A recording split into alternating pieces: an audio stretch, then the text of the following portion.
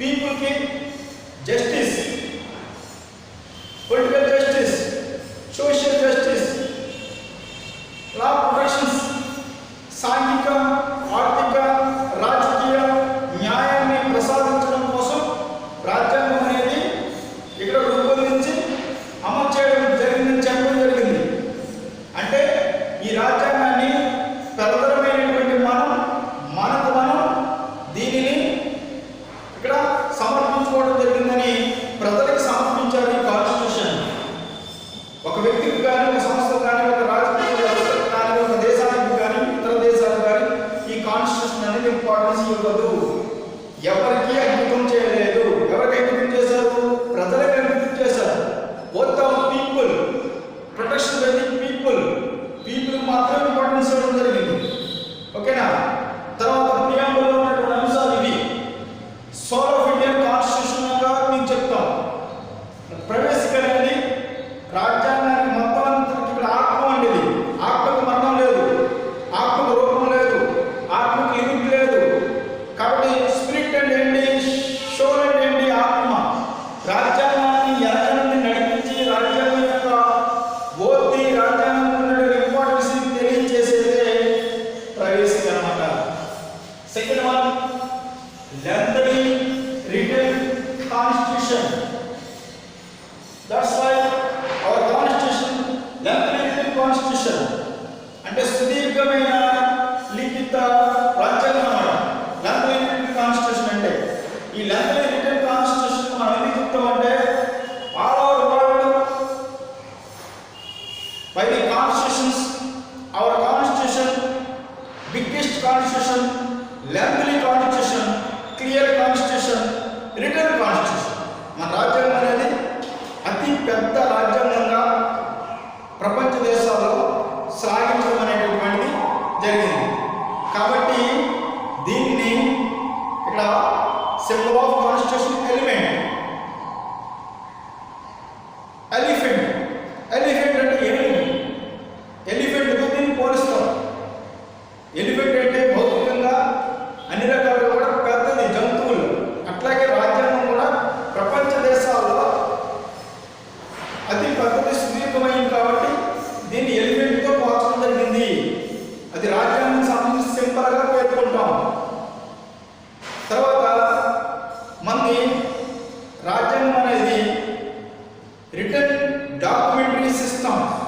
Return documentary అంటే స్పెసిఫిక్గా, క్లియర్గా మెన్షన్ చేసినటువంటి కాన్స్టిట్యూషన్. క్లియర్గా, స్పెసిఫిక్గా నేచర్స్, ఫండమెంటల్స్, రెమెడీస్, ప్రావిజన్స్ అన్నింటినీ కూడా క్లియర్గా మెన్షన్ చేసేటువంటి రాజ్యాంగం కాబట్టి, రచించబడినటువంటి రాజ్యాంగం కాబట్టి మనకి రిటర్న్ కాన్స్టిట్యూషన్గా పేర్కొంటాం.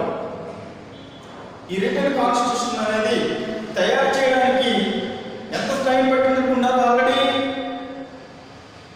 2 సంవత్సరాల 11 నెలల 18 రోజులు. ఇక్కడ రాజ్యాంగం రచించడానికి 2 సంవత్సరాలు, ఇయర్స్, 2 సంవత్సరాలు పట్టింది. 11 నెలలు, మంత్స్, 18 రోజులు. 2 సంవత్సరాలు 11 నెలల 18 రోజులు పట్టింది. రాజ్యాంగం తయారు చేయడానికి పట్టినటువంటి కాలం దాదాపు 84 లక్షల రూపాయలు ఈ కాన్స్టిట్యూషన్ని రచించడానికి వెచ్చించడం అనేది జరిగింది ఆనాటి గవర్నమెంట్. ఓకేనా?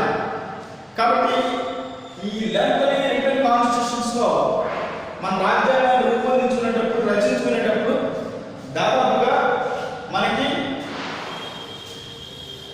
8 షెడ్యూళ్ళు, తర్వాత 22 పార్ట్స్, 395 ఆర్టికల్స్ ఉన్నాయి. రాజ్యాంగం రచించేటప్పుడు మొట్టమొదటి 8 షెడ్యూల్ ఉండేవి, 22 పార్ట్స్ ఉండేవి, 395 ఆర్టికల్స్ ఉండేవి. ఆర్టికల్స్ అంటే నిబంధనలు, షెడ్యూల్.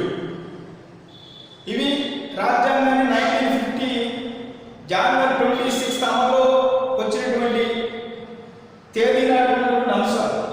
ఇప్పుడున్నటువంటి కరెంటు సంబంధించినటువంటి అంశాలు ఏమున్నాయంటే దాదాపుగా ఇప్పుడు 12 షెడ్యూళ్ళు ఉన్నాయి.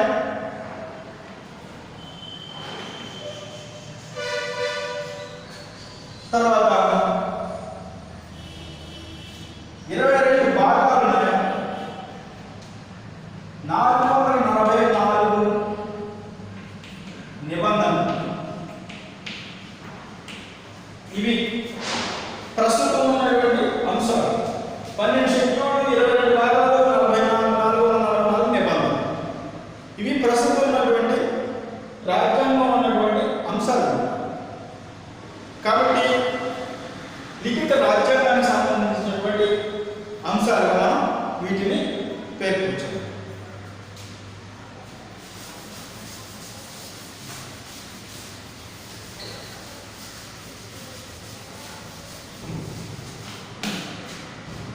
తర్వాత quasi federal form of government. Quasi federal form of government సమైక్య లక్షణాలతో ఉన్నటువంటి ప్రభుత్వం. ఒకసారి మళ్ళీ పెట్టండి.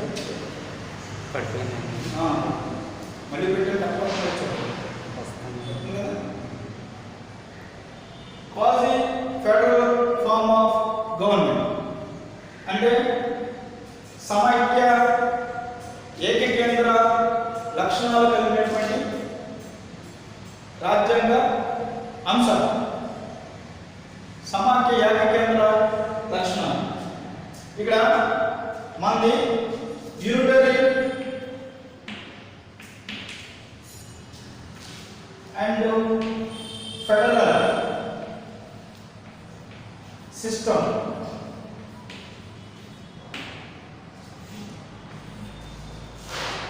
ఏకకేంద్ర సమైక్య రాజ్య లక్షణాలతో ఉన్నటువంటి కాన్స్టిట్యూషన్ మనది. ఇలా క్వాజీ ఫెడరల్ సిస్టమ్ అంటే పూర్తిగా కంప్లీట్గా ఫెడరల్ సిస్టమ్ ఉండదు, కంప్లీట్గా యూనిటరీ సిస్టమ్ ఉండదు. అంటే క్వాజీ సిస్టమ్స్ అంటే unitary systems and federal systems. ఇక్కడ sometimes constitution decision of making, sometimes government policies, federal system, sometimes unitary system, unitary principles. Unitary principle, it means unitary principles, strong central government, stable central government. Central government powers and functions లో emergency powers ఎక్కువది central government. అంటే emergency powers అంటే అత్యవసర అధికారాలు దీనికి ఉండే. Emergency powers ఉన్నప్పుడు unitary గవర్నమెంట్గా acting చేస్తూ ఉంటుంది. యూనిటరీ గవర్నమెంట్గా ప్రిన్సిపల్స్ పనిచేస్తూ ఉంటాయి. యూనిటరీ గవర్నమెంట్గా స్ట్రాంగ్ పొజిషన్ అనేది దీనికి ఉంటుంది. తర్వాత single judiciary system, autonomy judiciary system, ఏకీకృత న్యాయ వ్యవస్థ అనేది దీనికి మన ఇండియాలో ఉంటుంది. ఏకీకృత న్యాయ వ్యవస్థ. అలాగే కొన్ని సందర్భాల్లో ఎక్కువగా సెంట్రల్ గవర్నమెంట్కి, యూనియన్ గవర్నమెంట్కి పవర్స్ ఎక్కువగా ఫుల్గా ఉంటాయి. యూనియన్ గవర్నమెంట్ చేతుల్లోనే రాష్ట్రాలన్నీ కూడా ఆధారపడి పనిచేయాల్సిన అవసరం ఉంది. కాబట్టి unitary system, some times federal systems. Federal